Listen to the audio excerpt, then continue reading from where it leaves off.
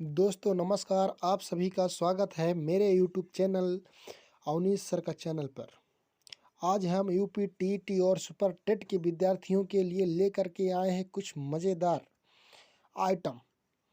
संस्कृत साहित्य एवं साहित्यकार। तो इसमें हम आपको बताएंगे कि रचनाकार वेद व्यास जी ने कौन कौन सी रचनाएं की।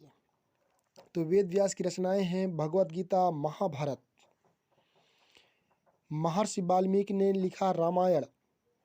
कालिदास जी ने लिखा रघुवंशम, कुमार संभवम, पुष्पबाण, विलासम, अभिज्ञान शकुंतलम, मेघदूतम, मालविकाग्निमित्रम, ऋतुसंहारः, विक्रमोर्वशीयम।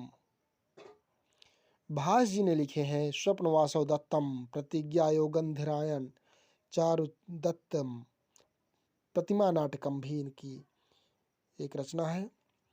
फिर आते हैं अश्वघोष जी, इन्होंने लिखे सौंदर्य नंदनम, बुद्ध चरितम। विशाख दत्त जी आते हैं, ये लिखते हैं मुद्रा राक्षस, देवी चंद्रगुप्तम। इनकी दो रचनाएं हैं, विशेष रूप से पूछ लेता है। कभी कभी बाणभट्ट जी का पूछता है, जैसे हर्षचरितम, चंडी शतकम, कादम्बरी। हर्षवर्धन जी को पूछता है प्रियदर्शिका, नागनंदा,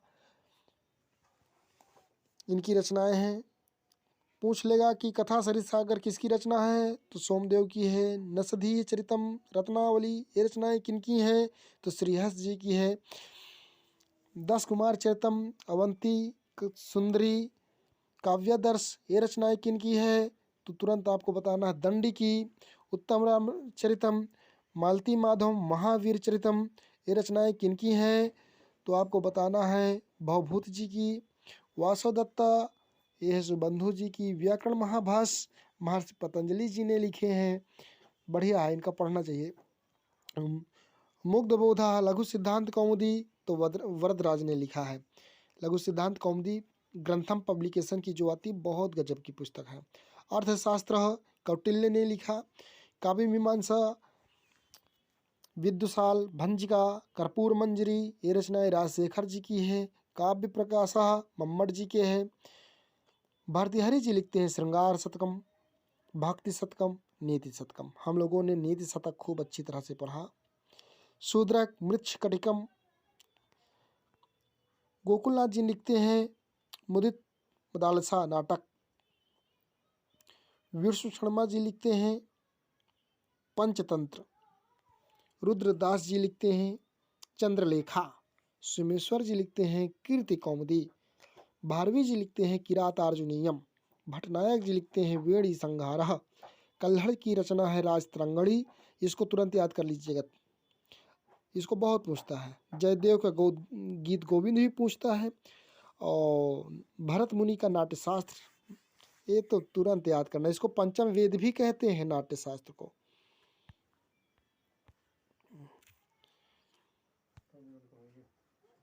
दोस्तों अब दूसरा हम आपको बताने जा रहे हैं। विश्वनाथ जी लिखते हैं साहित्य दर्पण।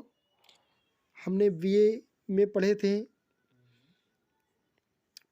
साहित्य दर्पण, बीए तृतीय वर्ष में लगा हुआ था कानपुर यूनिवर्सिटी की तरफ से।